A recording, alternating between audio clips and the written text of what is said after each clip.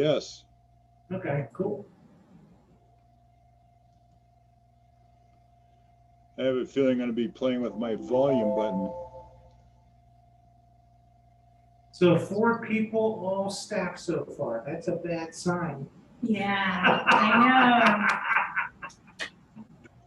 Hoping today is not like last time. I was kind of thankful for last time. Hi, Rebecca. Hello. How are you? Good. Hungry. Hungry. I have some yogurt.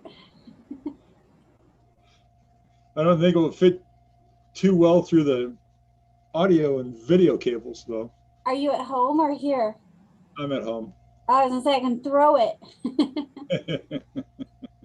Hey, Rebecca. Yes. I'd stay in the host just because I don't want to mess up the YouTube thing. But Okay. I just made you co-host. So I guess I kind of turn it over to you. And if, you know, at your discretion, if you want to start letting people in, looks like we have about at least 4 members. Okay. Or three maybe. Yeah. And when I go to that more with the 3 dots, I still only have those 3 options, not those several like you did. Yeah. I don't know what the deal is with that. All right. I'm But gonna go. you can admit people, right? If you see in the Yes. participants. Yeah. Okay. And I'm gonna admit them now. Okay. Yeah. At least more. And then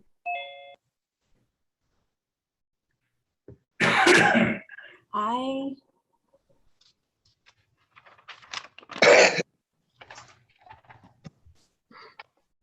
don't record it because it's on YouTube. Is that correct? No, you do need to record it still. All right, because I don't see that option. I'm looking here to see. I have mute, video, security, participants, chat, share screen, reactions, more.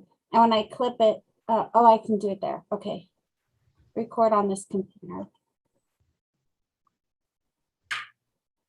Awesome. Well, hi, everybody. This is the November 3rd CAMC meeting, Citizens Advisory, Multimodal Advisory Committee meeting. And we are waiting to have a quorum. So I want to thank you all and just please stand by if that's okay.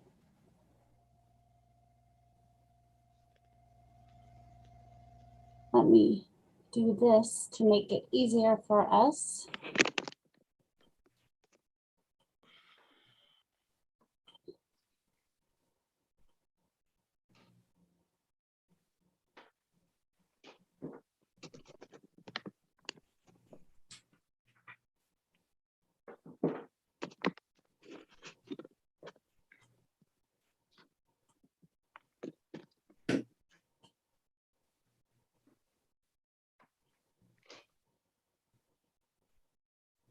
Getting people joining us as we go.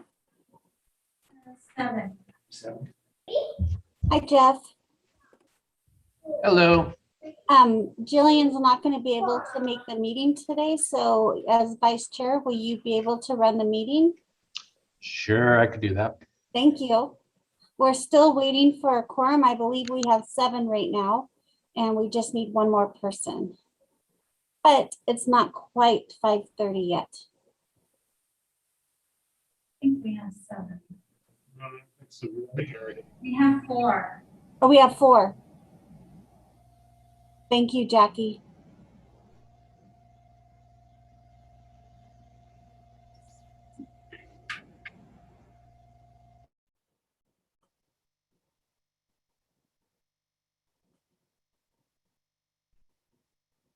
You all see the agenda there? Yes. Okay, so now you know you're in the right place.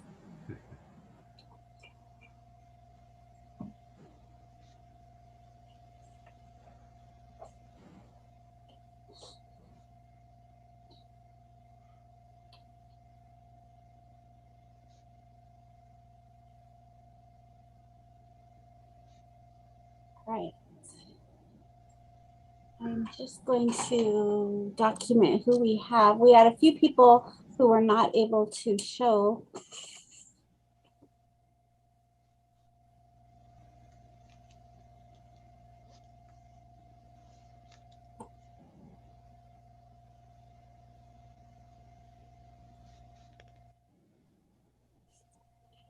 Now Ben's joining us, Jackie. Yes. Yep. Ben, B-E-N. So we have Jeff, We have 5 now. we have 5.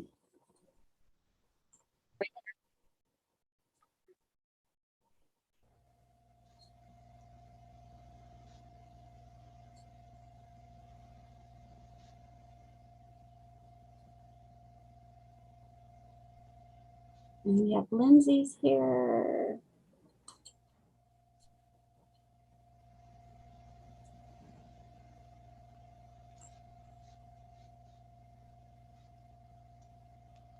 It's just now 5:31, and this is the Wednesday, November 3rd, 2021 Citizens Multimodal Advisory Committee, and we are waiting for a quorum. We do have the meeting recording as we speak, so if you all don't mind holding on for the quorum, that would be great. Becca, I got an email from Dora. She's trying to connect. She just lost the link, so I was just resending that out to her. Okay, thank you. Sure.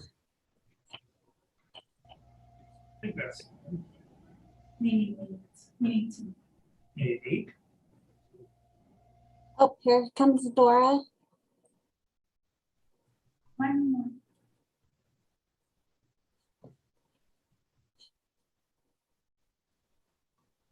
We have 7 now. Okay. Dora, oh, she's connecting still.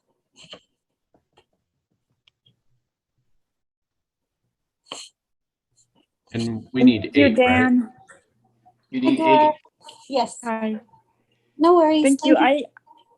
Jackie, I've been having problems finding the link. So I think next time upcoming meetings, we'll figure something out because I had this situation last time. I don't know what's going on. Okay. But thank you, Dan, for sending me the correct one. Bye. You're welcome. And Dora, just for your knowledge, we have one more person we're waiting for to start a quorum. So we're kind of hanging tight here, and we have the meeting recording right now. Okay. And I saw an email, somebody's husband is in the hospital. I don't know if that's the person you're waiting for. I forgot who it was. Oh, here comes Ben, I think.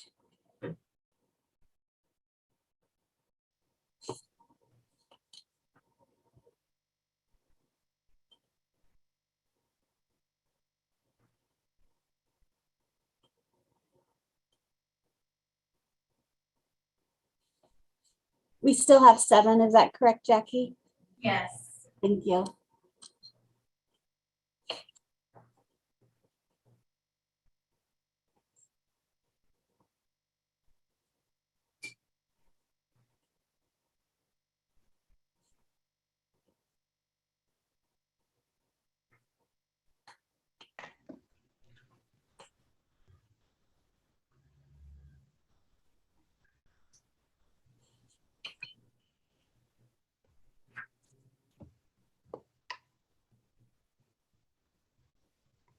Rebecca, we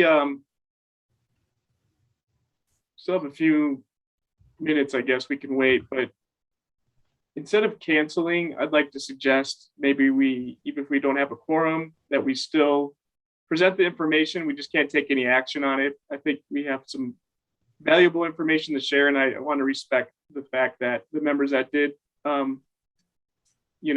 decide to participate tonight, want to share the information we have with them. The unfortunate thing is we just really can't deliberate on anything, or, oh, here's Paul. Okay, then that's all a moot point. We have a quorum, it looks like. Awesome. Hi, Paul. Okay, so it is 5:34. Jackie, let's go ahead and take roll, please. Laura Azam, She's absent. Jeff Bonanno, Here. Matthew Bowe, Here.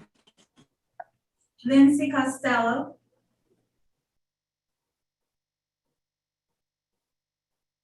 I believe Lindsay's here.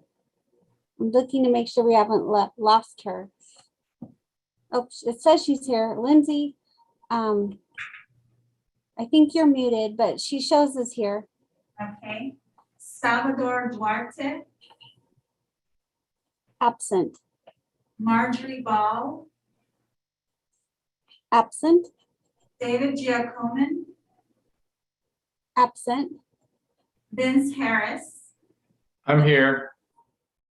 Jillian Keller, She's absent. Majima Mayuko, Absent. Paul Malikowski, Present. Dora Martinez, Howdy. Benjamin Miller, Yeah, I'm here. and Mark Miranda, Yes, I'm here. Anna Silver. Absent. And just for the record in the chat, Lindsay says it won't let her unmute, but she is here. So Lindsay, moving forward, if you have any comments or anything, please put it in the chat and we'll make sure it gets read into the record. So with that, we do have a quorum, and I will turn it over to the chair, Bonanno, to do item 1. Thank you, Rebecca. Okay, so it is 5:36. We'll go ahead and get started.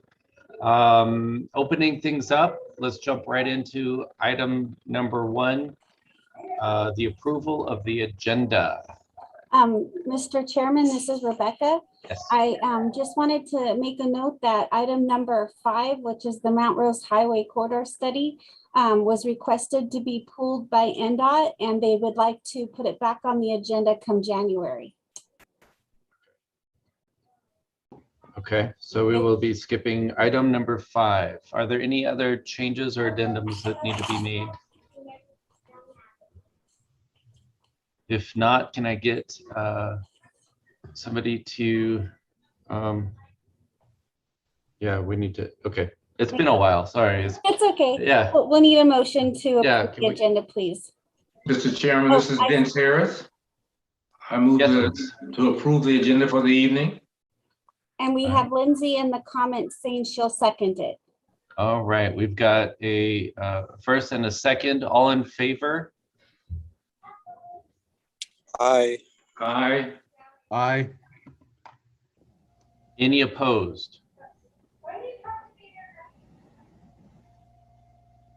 Looks like ayes have it, motion carries. So we'll go ahead and move on to item number 2, public comment. Rebecca, do we have any public comment for today? I have not received any public comment. Jackie, is there anybody live in person for public comment? No. Thank you. No, Mr. Chairman. Awesome, thank you very much. Okay, well, in that case, moving on to item number 3, approval of the September 1st, 2021 meeting minutes. If I can get a motion to approve them, or if there's anybody that needs to make an addendum.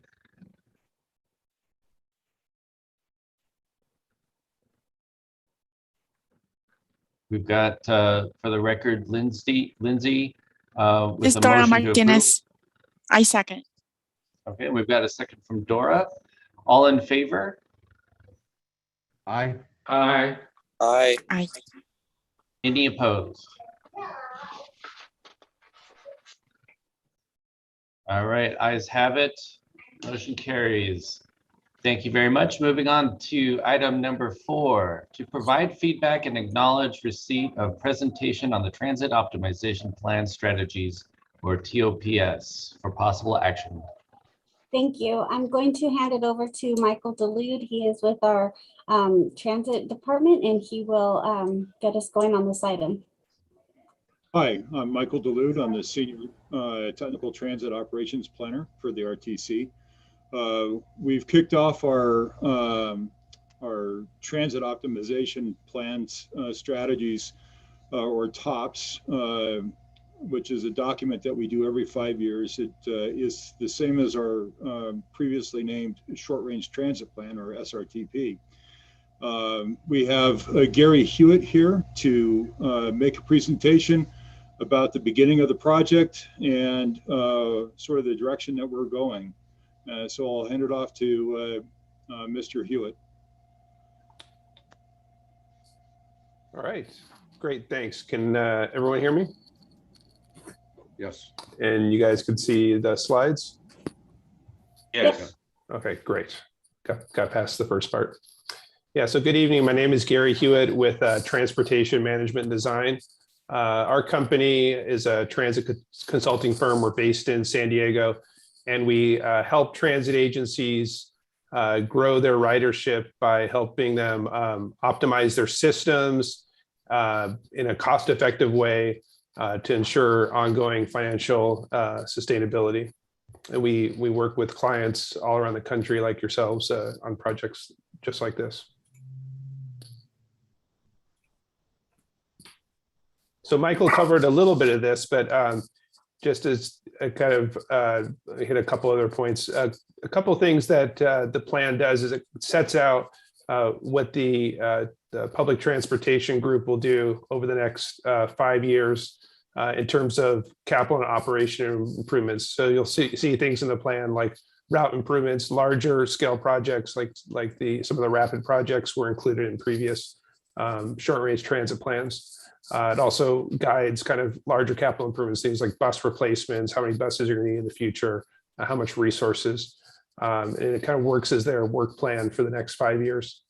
Also, it's important to note that it helps inform the development of the regional transportation plan. So for a lot of agencies, it feeds right in as their public transportation component of their plan. And also kind of conversely, the regional transportation plan helps set the resources that are available for public transit.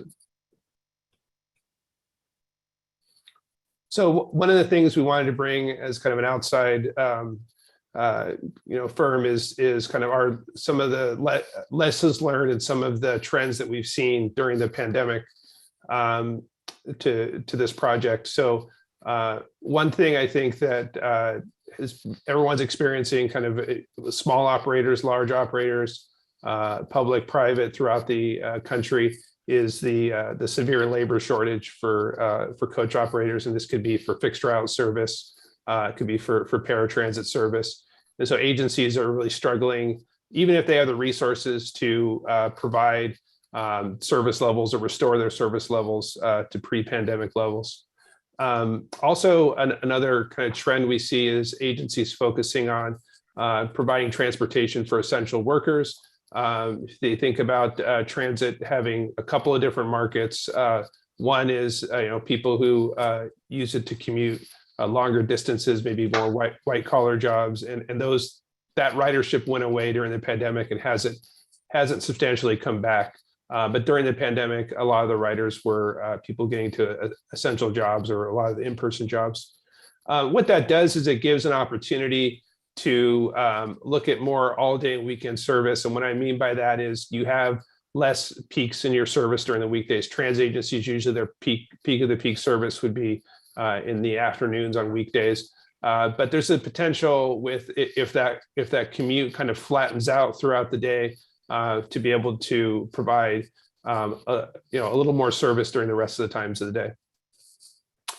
So some of the other lessons learned as we worked with clients during the pandemic and on these types of projects is that this is really a unique opportunity. I think the public is generally open to big changes at this point. Based on the pandemic, they know that there's been a lot of changes to commuting, transportation patterns, and so I think it's an opportunity. And also looking at different mixes of services, things like microtransit, fixed route, other types of things. Equity has been a big transportation equity, and that could be considered both. I talked about in terms of who we're providing service for, in terms of types of workers, also making sure that we're looking at vulnerable communities as we plan our transit services.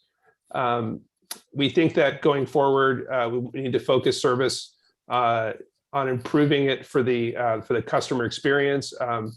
Our initial look at RTC is that's an area actually that I think that they do pretty well in terms of things like having mobile ticketing, real-time information for passengers, and nicer amenities and buses. And so we'll be looking at that. And then also we've noticed that we've gotten pretty good engagement from customers and the public during the pandemic on these types of projects. I think for a while there, people were home, had more time to attend meetings like this or participate. And so that's been good. And we'll talk a little bit more about this initial survey that we're doing as part of this project.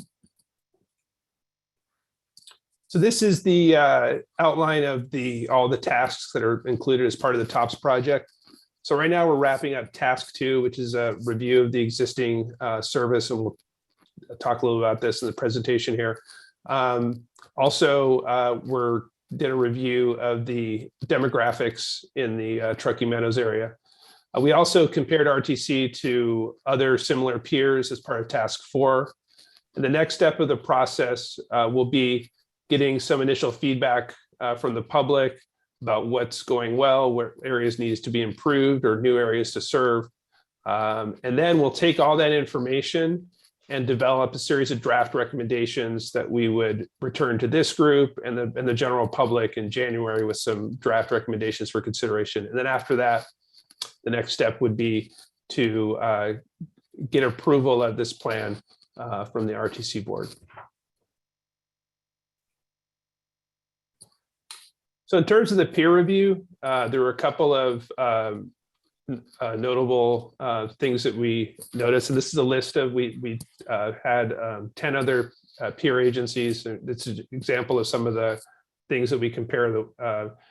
On the graph on the left, we looked at per capita passenger trips. So this tells you kind of on average, if you take everybody who lives in the service area for RTC Washoe, and you divide it into the number of total amount of public transportation trips, what that is, and that's 20 ends up being 21.7. It's just an indication of how much people in this area use public transportation compared to some of the peer areas. You see are performing slightly better. And then the graph below shows passenger trips per revenue mile. This is a kind of indication of how frequently or how well used the service is. And you can see in this one too, right up there. And we have Las Vegas as a peer in there. They're a much larger agency, but they're the other large agency in the state. So we've included them as part of the analysis. Here's the rest of the findings. I think important things are that providing a similar amount of transit service, amount of bus service, your frequencies are slightly better than the peers. The trip lengths are short, so that's something we're going to look at that may be part of the system design. Also, some things that the agency did very well on. We're providing very cost-effective service and getting a very good fare box recovery per boarding. So this slide shows the ridership change between 2019 and 2021. So this would be September of 2019, pre-pandemic, and April of 2021. The size of the dots, the red dots are the 2019 ridership, the blue dots are the 2021 ridership. As you can see, in general, the red dots are bigger than the blue dots. There are some areas where there are either new blue dots, or the blue dots are areas where are larger than the red dots, and that's something that we're going to be looking at as part of this study. There's routes that kept up better than other routes. That's something we're going to be looking at kind of side by side, comparing the two time periods. But overall, ridership on the fixed route and on the flex ride service went down from 158,000 daily boardings or weekly boardings to 100,000. So quite a substantial drop, and it hasn't returned back to pre-pandemic levels. The graph below is showing the national ridership trends. And as you can see, RTC Washoe did very well compared to other agencies across the country. But we really see that being due to the essential users of transit in the area, as well as the fact of that during the first year of the pandemic, there was no reductions of service, which a lot of agencies made large reductions of service because of labor and safety issues. So this slide helps illustrate the level of ridership on the different public transportation services provided by the agency. So this would include all of the routes in the ride system, and also the access, the flex ride, van pool. and some kind of have a summary table here. So, there's 7 routes that carry just over 50% of the weekly boardings. The balance of the fixed routes are about 36.5. Vanpool, RTC has a very, very big Vanpool program compared to most agencies. The peer agencies that we looked at carries a lot of people. It's a very, very cost-effective service. So we think that that's something that's really good to point out. The Access paratransit service, 2.3% of all rides. FlexRide, 1.4%, and the regional connector to Carson, 0.2%. And another item to note is that, the Virginia Street corridor between the Rapid and Route 1 account for 20% of the ridership. So that's one corridor, 1 out of every 5 riders is getting on or off the bus there. And so it's, on those corridors where you have a lot of service, you have a lot of ridership, it's important to note that you can get the greatest impact to the greatest number of riders who are making improvements on those corridors. And that's something that's really reflected in things like upgrading those corridors to the rapid service. So that's well on its way in terms of improving the amenities and the level of service on those high ridership corridors.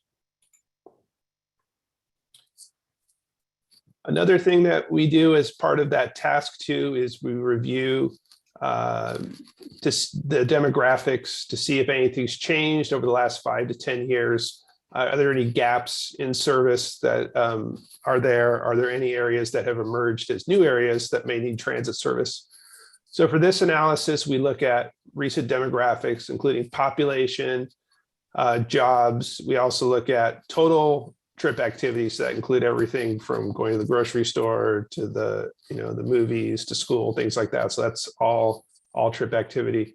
And then also we have some identified groups that use public transportation at a higher rate that we like to also include as part of this analysis. That includes youth under 18, college age students, low-income individuals, senior residents, minority residents, persons with disabilities, and also people who have 0 vehicle households. And those are all from the census data. And so we kind of take all those and kind of combine them together to compute transit demand potential at the census block group level. And this is a slightly zoomed in version of the map. Also overlaid on here is the existing routes and what their frequencies are. So the ones in green are 15 minutes or better. This is back in April, so I know that those routes have seen some reduction due to labor shortages, but also the yellow ones are 30-minute or better service, and the red ones are 60-minute or better. And then the dashed red areas are the flex ride zones. So just point out here with the laser pointer here some areas of interest. So you can see the flex ride zone over here in the Sparks area. You can see some kind of darker areas here. Most of the darker areas will focus on that Virginia corridor, downtown area, and then out to Sparks. There are some pockets of higher demand west of downtown in this area here. So these are all areas that we'll be looking at as part of the study to see if they need additional service. Another important item I mentioned earlier is that we need to get some feedback from the community at this point. So in addition to looking at the existing service, these demographics, we also want to get feedback, ask existing riders what's going well, what can we improve, ask former riders. So these are riders who've used the service but maybe stopped because of COVID. What caused them to leave? What would bring them back to the service? Also, we want to ask, this is a general public survey, and we want to ask non-riders, what would it take to get them to use public transportation? And so we have a survey that's opening up today. So you guys are some of the first people to hear about this. This is going to be information on this will be posted on social media, on the buses, at the major transit centers. The survey is in both English and Spanish, and it's going to be out for 4 weeks. And I can drop a link into the chat if you can't scan this QR code on your screen. There's also a project website which is listed here, so that people can find more information about the project, including presentations and deliverables as we move along. So the next steps for the project, mentioned the survey, that'll go through early December. We'll kind of synthesize all that information. We have the committee updates. We're presenting to your group also the TAC tomorrow. Then, as I mentioned earlier, we plan to have the public draft of the recommendations available in January for feedback from the public. Then once we receive feedback, we incorporate those comments, we'd bring it back to the RTC Washoe board for approval. And we're thinking that's tentatively scheduled for February or March. So I will open it up for questions. And as this project's going along, you guys can always reach out to Michael if you have any questions, and then he could forward those to me or answer them himself. So make sure that you guys have a spot to go to if you guys have any questions after this meeting. Thank you, Gary. And it looks like we do have a message from Paul Malkowski.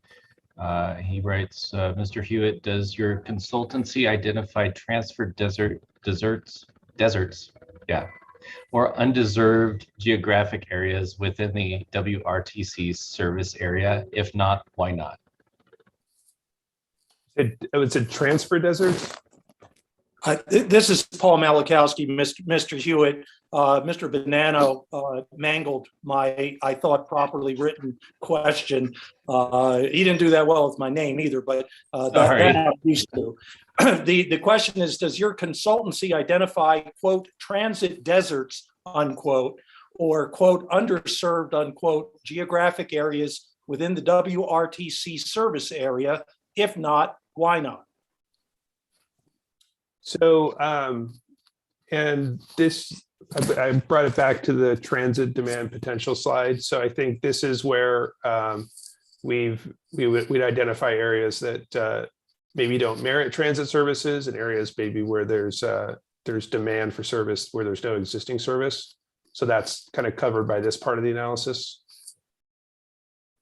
Well, but what I'm getting here is that you are just beginning to poll area residents about their transit demands or transit interest. And, I've been trying to lobby RTC since 2016 to look at the southwest quadrant of the McCarran Loop, where we see everything is low or very low in that area. That's where I've lived since 1998.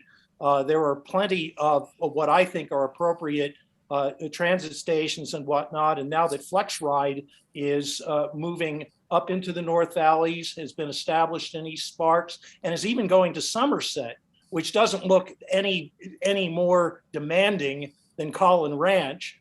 I just don't get why we can't even get a FlexRide up here to come up to the top of the hill and see what, if anything, develops. I've been frustrated for 5 years, and one of the reasons I applied for CMAC was to see if there might be some way to not only poll interest, but just put something up and see what happens. I don't understand, Mr. Hewitt, that you've done any polling up here about anything. I just see a lot of light blue or light purple shaded areas, and I'm not quite sure where that data draws from. Thank you. Sure. So, you want to go ahead? I'll go ahead, Gary. Okay. Paul, the map indicates the American Survey and other census data. That's where the map colors are developed from, that input, based upon the categories that Gary had listed out, and that's to the right of the map there. We have identified several areas for FlexRide. We started out in Sparks because we wanted to discontinue a very poor performing route, our Route 25. And if that turned out to be successful, then we were going to start launching it in other areas. And the next area was for the North Valleys because of Route 17. And then we ended up going to Somerset.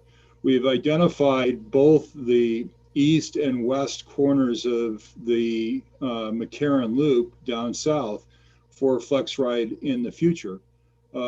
Currently, our holdback is operators to be able to operate the service, but also the financial wherewithal to be able to provide the service.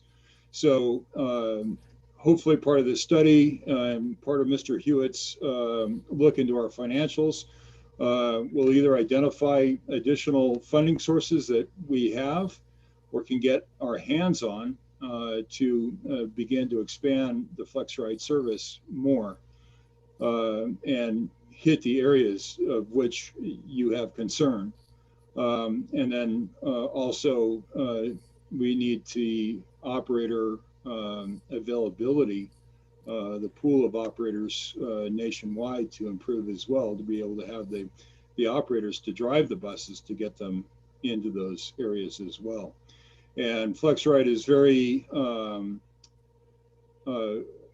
very easy to expand. For us, it's just marking out an area on a map and making it available and enabling it in essence. And it, you know, then we can start running service in that area. So, and then I also believe that we also have an equipment issue that we need more buses to be able to handle going into these other areas as well. So there's a cost associated with FlexRide, although it's not as great as the fixed route service. And there's a cost associated with acquiring more buses as well, the smaller van, cutaway vans. And those financial challenges need to be overcome to continue expanding service for FlexRide. I hope that answers your question. Yeah, yes, it does. I guess it's just wait and see. So that's the best answer. Well, let me ask one other thing though. I had a wonderful experience this summer getting a FlexRide from Summit Sierra up to Sand Harbor with my bikes, with my wife, and each of us had our e-bikes on the front. And I can tell you that that was a completely pleasurable experience. And it just, you know, I understood just, you know, with chit chat with the operator that the FlexRide drivers are not Keolis employees. Is that correct? That's correct. They're underneath our access program provider, which is MTM. Okay. And so when we're talking about recruiting operators, there might be certain advantages, you know, if you're using selling points to getting FlexRide operators that might not exist with your fixed ride stuff. Would that be an accurate statement?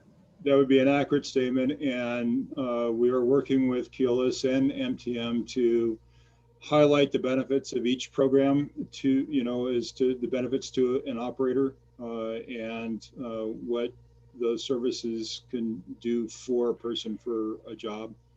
And we're also offering, or they are offering, should I say, signing bonuses as well to help encourage people to apply and go through the process. So we're working very proactively with Keolis and MTM to do what we can to improve the number of people applying and then also retaining the operators as well. Very good. Thank you, Mr. Hewitt. I'm done. Yeah, Paul, if I can just jump in here, you know, our biggest issue is the lack of manpower that Michael referred to. We have some background information on our need for manpower and some of the national factors that have really impacted us and our ability to hire drivers. I'll share that with the rest of the group and you and everyone tomorrow morning so you can take a look at it. It'd be good additional background information for you. Okay, thanks a lot. Yeah, and I'll just add one thing, which is that you brought up survey and getting feedback from people that don't use the service. So just that's another plug for this survey that we just started. So if you get that out to your friends and neighbors and people in that community, they could fill it out. There's a question in there of, if you don't ride service, where would you like it to go? And there's even questions for existing riders, where does the service not go that you want to go? So that's also part of the feedback that we use to develop the plan. I've already got the QR code on my phone, and you'll be hearing from me. Thank you. All right, sounds good. Any other comments or questions? Mr. Chairman, this is Vince Harris. I have just a short question. Yes, Vince. For the presenter. I think I heard you use the term microtransit. Can you clarify what is that? I'm not familiar with that term. Sure. Microtransit, it's the kind of the generic term for what you guys have as FlexRide. So you branded your microtransit service FlexRide. So it's basically a service usually operated by a trans agency with background check drivers, accessible vehicles where customers can reserve a trip via smartphone or through calling in. It's integrated with the fixed route transit service. So, got it. Thank you. All right. Any other questions? This is Susie Trinidad from RTC. I oversee the FlexRide daily operation. Yes. To add to that, it's a demand response, and it's like an Uber Lyft version of the transit agency. That's what our FlexRide is, but it's a lot cheaper because the cost is the same as the fare for our fixed route. Okay, thanks. Good afternoon. This is Dora Martinez. I have a quick question. So with the FlexRide, the type of vehicle that you guys use. So when a person calls in with a motorized wheelchair, and let's say I called and I have a motorized wheelchair, and I told the dispatcher or whoever answers the phone that I have a motorized wheelchair, but then they send out those short van that there's people in it, and I can't get in, and the weather is cold. How do you guys remedy that so the person doesn't have to wait for I can't pick you up because this is happening, and I don't have a big enough vehicle, so you're gonna have to wait another 30 minutes. I mean, can you guys answer that, or are you guys gonna get better vehicle moving forward since you guys are talking about getting more vehicle for that? Because we encounter that, so that's why I'm bringing it up.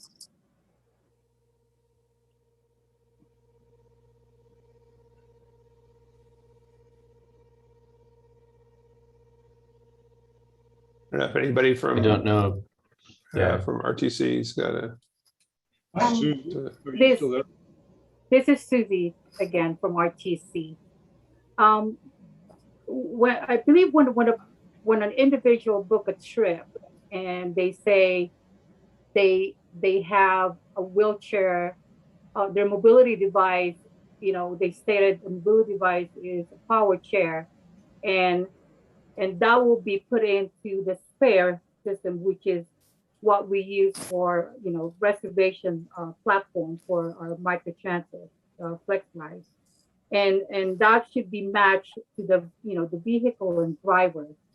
So if the availability of that wheelchair accessible vehicle is about 30 or 15, 20 or 30 minutes or 45 minutes, it will let the rider know so they don't have to wait.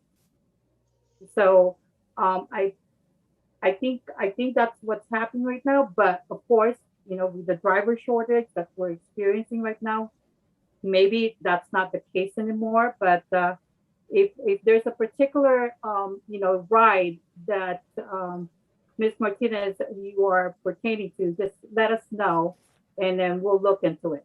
Thank you. Thank you, Susie. Thank you, Susie. You're awesome. Awesome. Okay. Any other questions? All right, seeing none. I think we need to open it up for if there's any public comment. I don't believe that there is. Okay, so we'll bring it back, excuse me, for a motion to accept. Yeah, a motion to accept this presentation.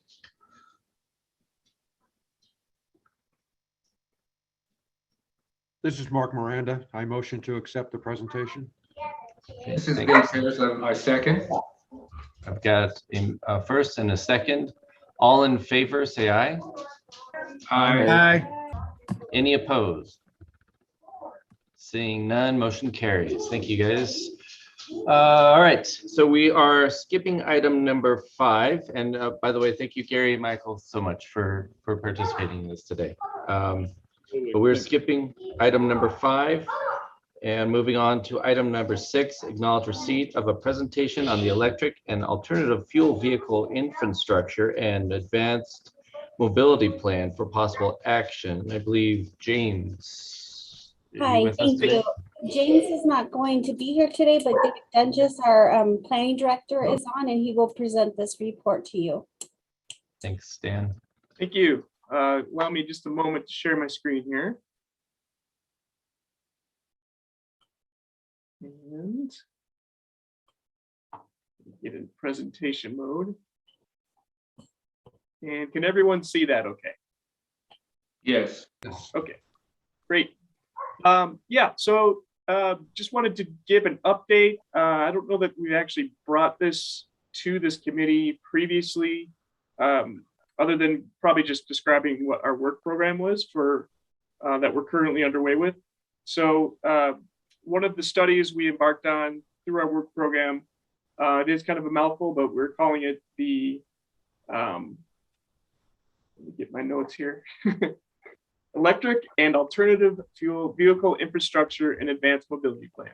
So what that is in a nutshell is we really wanted to do kind of a 30,000 foot overview of just the different mobility services within our area, as well as looking at technology and seeing how that is advancing transportation, and really just seeing how ready our region is to kind of jump on some more of these growing trends in just providing alternatives, and with an eye toward efficiency and safety as well.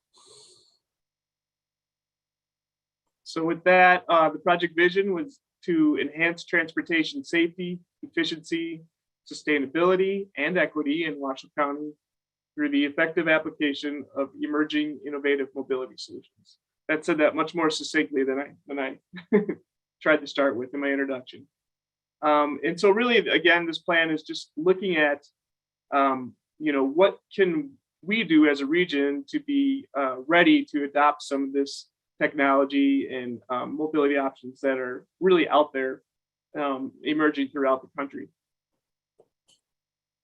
I'm going to read through the project goals here. I think they're all important, so I am going to read them verbatim. The first one is to support electric and alternative fuel vehicle adoption by making charging and alternative fueling sites. And this would be things such as liquid hydrogen as well, as accessible and convenient as gasoline fueling stations. Promote advanced mobility solutions that benefit the broad range of residents, visitors, and workers. Prioritize equity when planning for the future of transportation in Washoe County. Improve awareness of electric, alternative fuel, connected, and autonomous vehicles among individuals and businesses in Washoe County. Remove financial and other barriers to adopting emerging technologies for residents, visitors, and workers. Provide an industry-leading transportation network that integrates emerging technologies to promote safe and efficient travel in and across Washoe County. Promote the success of regional freight corridors in and through Washoe County by supporting and incorporating emerging technologies in the trucking industry, and to identify the impacts of advanced mobility solutions on travel behavior and understand how to integrate them into the planning process. So with that, we did kind of a inventory of where we're at now. What can we do to maybe position ourselves to facilitate and reach some of these goals? And so through this existing conditions inventory, we looked at several things such as current policies and initiatives that are here both locally in our region, but also statewide. Just a small sampling of some of those is the Nevada Clean Diesel Program.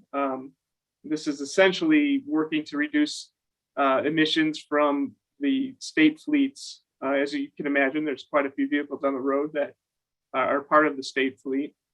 Advancing in generally just Nevada's climate goals. In 2019, Nevada joined the U.S. Climate Alliance and did set a goal to reduce greenhouse gas emissions 28% below 2005 levels by the year 2025.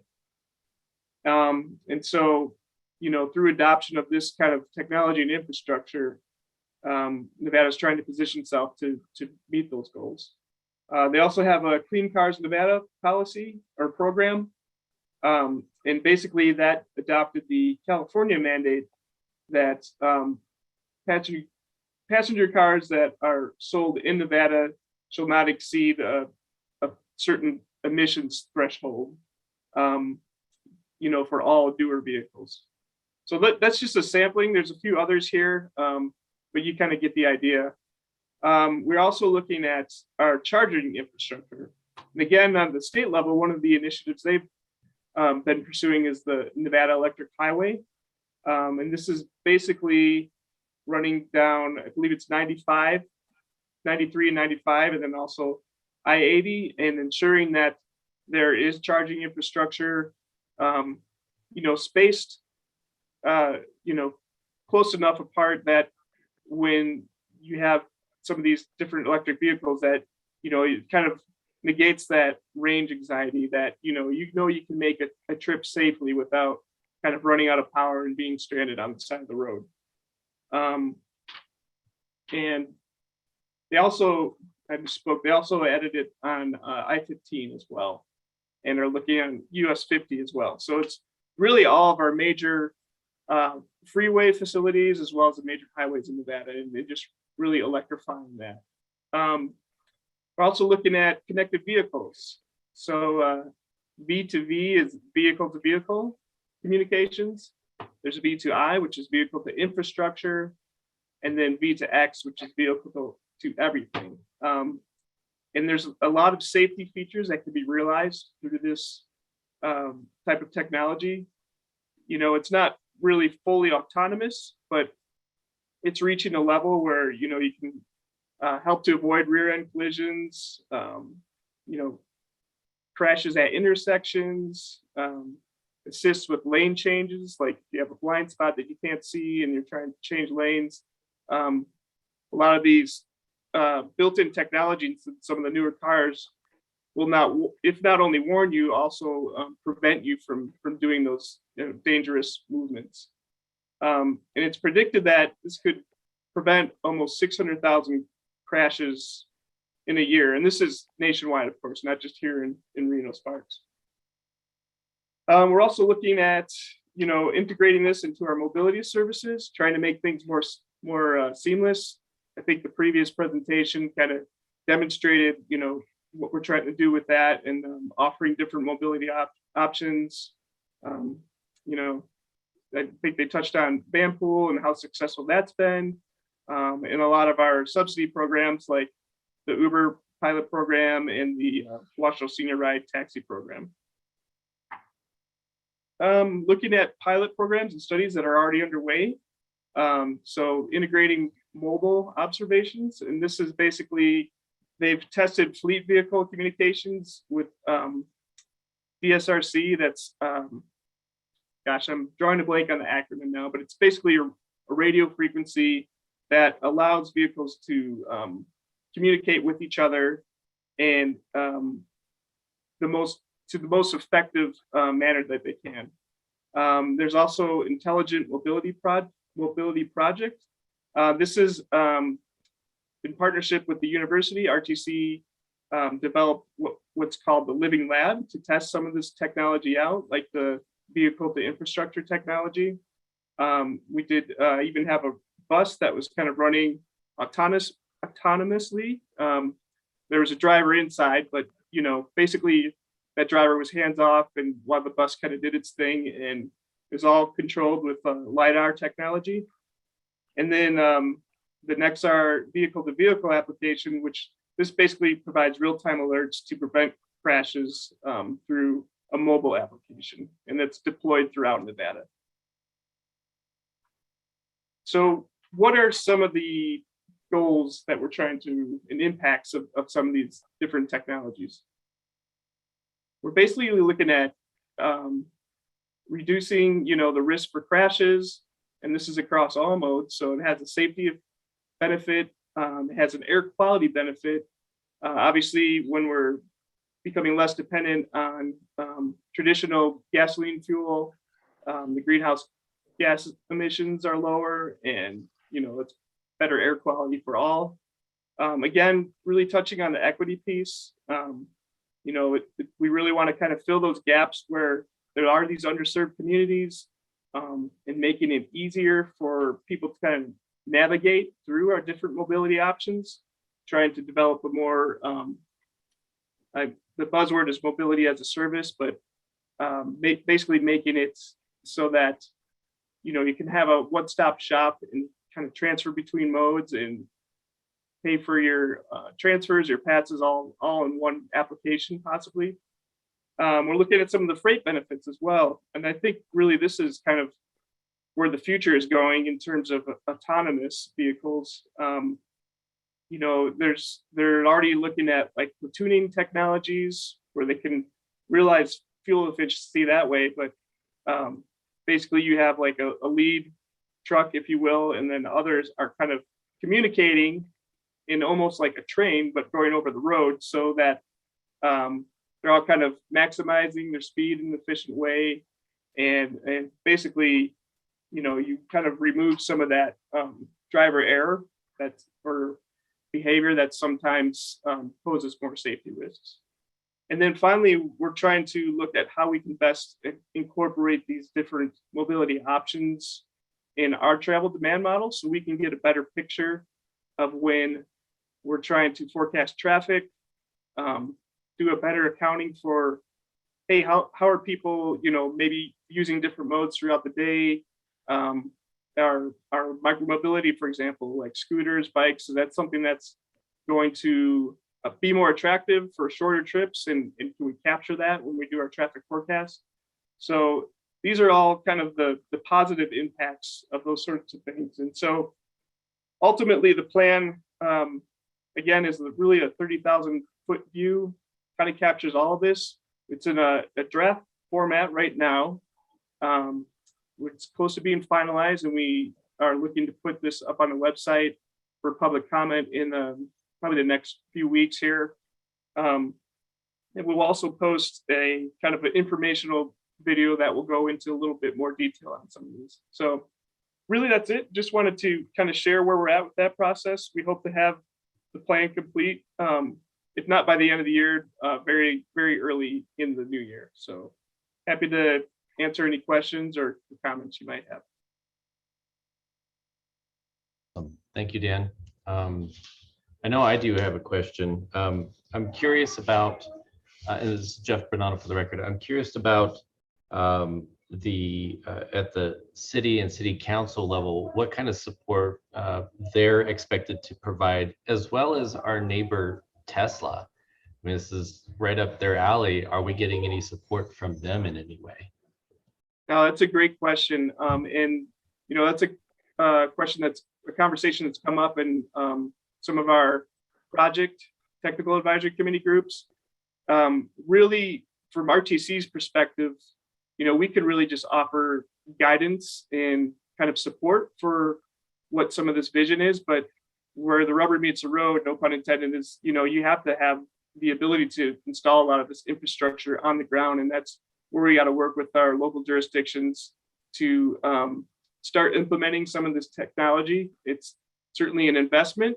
And the other piece of it too is we want to make sure that we're, consistent across the region. So, we don't want, maybe City of Reno adopting a certain technology where you cross over to City of Sparks and it's kind of a different technology. You can't, there's no compatibility there. So that's the other intent of this plan, is to try to, bring people together to start having this conversation and trying to make those kind of decisions, so that we're all working together doing the same thing to kind of maximize this. As far as the private sector support, I'll be honest, we haven't really engaged much with Tesla on some of this, but there's obviously certainly a big player in this. And I think it's really, the onus is on them to kind of make their product available in a way that's not going to, just benefit a certain demographic. They need to make their products more compatible, maybe charging stations that don't only work with Teslas, but might work with other vehicles too. I think really the market forces are going to shape that. They're either going to play in the sandbox or not, but if they don't, that there might be financial consequences. Do you hear that, Mr. Elon Musk? If you're watching this on live, you need to call Dan right now and have a conversation. It's up to you, dude. All right. Any other questions or comments from anybody else? This is Ben Miller. I was just kind of curious about, you kind of touched on it earlier a couple of times, but electric bikes and electric scooters.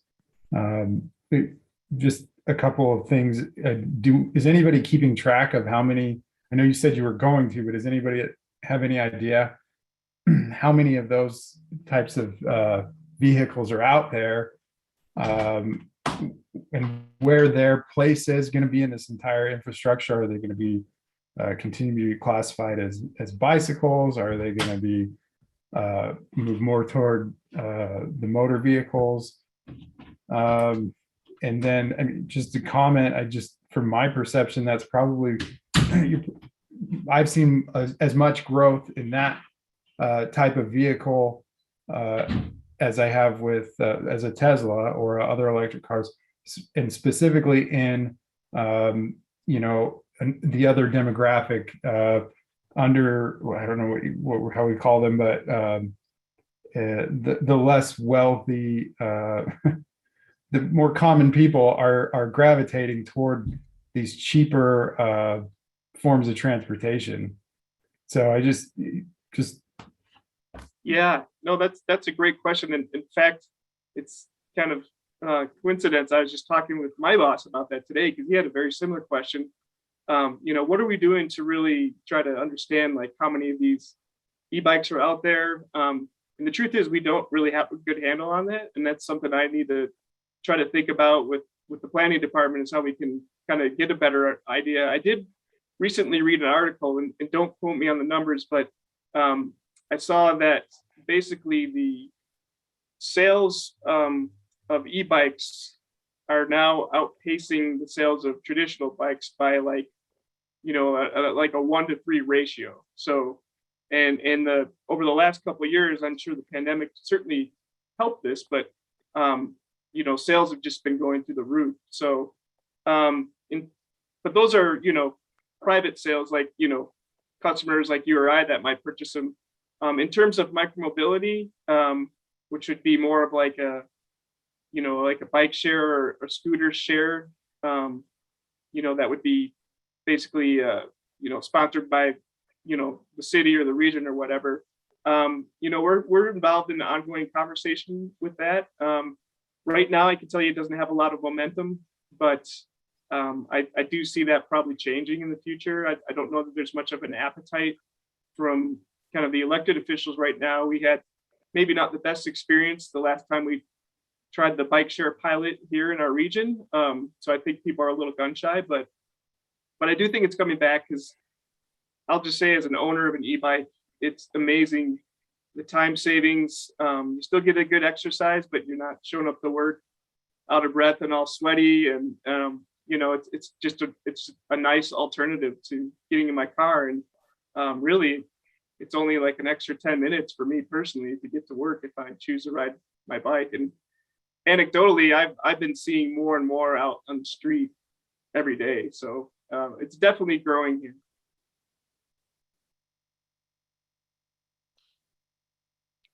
Any other questions for Dan? Hi, Dan. This is Dara Martinez. I have just a quick, I guess, reminder. It's always been an afterthought with RTC because I'm talking with Laura Bond regarding the Vision Zero videos. When you do videos, can you please make it accessible, audio description and ASL? I mean, we are out here and we watch, and it's always unfortunate that it's always the afterthought, So I just want to throw that out there, and we are protected under the Title II of ADA. So just want to put that out there. Thank you. Yeah, thank you, Dora, and I appreciate that. And we are trying to be a little more proactive and give that a thought before putting things out. I was talking with our communications team today, and as I understand it, there's more and more technologies out there that can assist us with that to kind of automate some of the closed captioning and things. So we're just kind of right now exploring what the best tools we have available to do that. But absolutely, that's something that we want to improve on, and appreciate your feedback. And please do know that we are trying to improve on that to the best of our ability. Sure thing. And another resource that's good and free is WebAIM. So just there you go. Well, I'm sorry, can you repeat that? WebAIM. WebAIM? Yes. Okay, thank you. This is Matthew Bogue. I just have more of a comment about the connected and automated vehicles. I just wanted to ask the question of what happens if somebody is not tech savvy or doesn't have the money to embrace this new technology. Are they going to be as safe on the road as others that do have this technology? This is kind of a national discussion, but I'd like to just bring this up as something to figure out for the future. Yeah, no, I mean, safety is paramount, and we've all seen the headlines or heard the headlines about someone driving their Tesla and thinking that's fully automated, and then some horrible or tragic disaster happens. And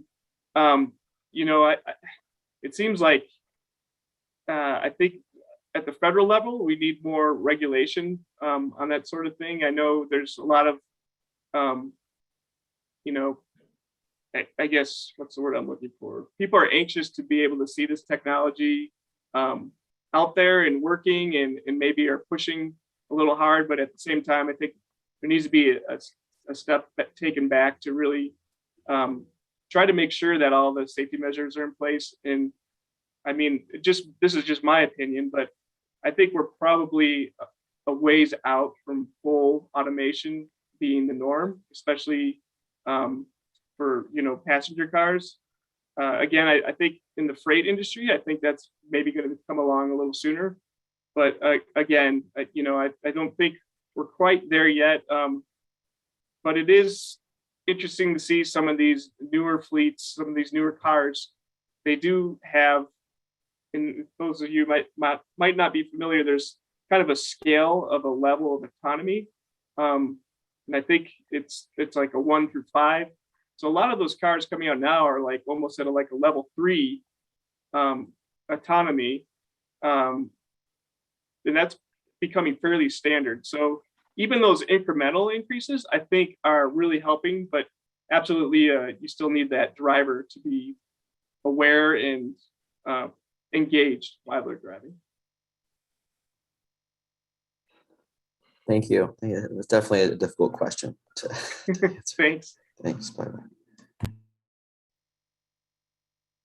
Okay. Any other questions? Last chance.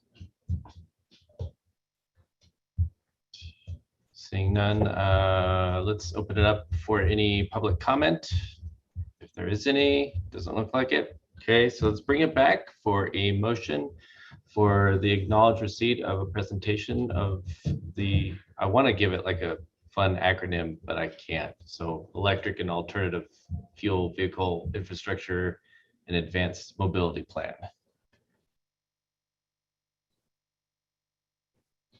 Looks like we got a motion from Lindsay. Okay, Martinez, I second. got a motion Well, and there a you go. second. There you go. All in favor, please say aye. Aye. I, Any opposed? All right, motion carries. Thank you very much. And thanks, Dan. Thank you. Okay. Winding down here, moving on to item 7. Member announcements, agenda items for future CMAC meetings for possible action. Any other members that want to say anything? Request for agenda items? All right. Just for the record, we'll be posting the agenda earlier than for December than we normally do because of the holiday. We want to be in compliance with open meeting law. So if anybody has any items, please feel free to email myself, Rebecca, or Dan, and we'll make sure we can talk to you about that and get it on the agenda. Awesome. Thanks, Rebecca. All right. Then let's go ahead and move on to item number 8, because I don't think we need to actually vote on 7. So we'll move on to item number 8, RTC ride access staff items. Jeff, Mr. Chair, this is Dan Dennis. I have one, just a kind of a heads up to the committee. We're probably going to be trying to switch over to an all virtual format. I mean, right now we have a hybrid format where any of you, if you wanted to attend in person, are certainly welcome to do so. But seeing as how we haven't really had anyone attend in person, and it's probably a lot more convenient and preferable for people to just log in at home, we're going to be updating to an all virtual format, and we're looking kind of what that means for our public comment and open meetings law. But we will most likely be using what's called a webinar component of the Zoom format. So there might be a few bugs as we muddle our way through this the first month or two, but just wanted to throw that out there and give everyone a heads up. Thanks, Dan. Jim, do you have any updates, or Susie? I don't think so. The only update I have is I wanted to mention that the time change is coming up on Sunday, November 7th. And if you look outside, it's pretty dark right now. And the state of Nevada, 70% of our pedestrians fatalities occur during darkness. So we are just trying to remind people to be mindful of that and look for not just pedestrians, but as you're driving through your neighborhood in the morning, maybe kids waiting for the bus stop, and kind of, if you're walking or biking or out waiting for a bus, to try to be more mindful, look for people, carry a flashlight or use your phone light if you can, and be seen. And the buses have a campaign. We have 19 buses that have bus tails on there. They just got put on within the last couple of weeks. About a safety campaign, reminding people to slow down, that it isn't hard to save a life. And then on the inside of our buses, we put safety messages for people riding transit, also about how to be safe and seen, and locked eyes saves lives. So within the next couple days, if you're out and about, I'm sure you'll see them. I see them every day, and it makes me really happy. So that campaign's kicking off, and we'll have more to come. I love it. Thanks, Rebecca. Sure. I don't think we have any other staff items or any questions for staff. Okay, Looks like we're good. So I guess we will go ahead and move on to last call for public comment. Do we have any public comment? Nope, we didn't get any more. Cool beans. All right. Then that being said, our favorite part of the day, item 10, can I get a motion for adjournment, please?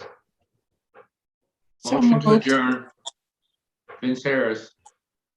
All right, we've got a motion from Vince and I think Dora Martinez second. Yeah, So second. all in favor? Aye. Aye. Aye. Any opposed? Too bad. Motion carries. All right, thank you, everybody. Have a wonderful evening and we'll see you all next month. And I just want to note the time is 6:40. So thank you so much. Thanks, everyone.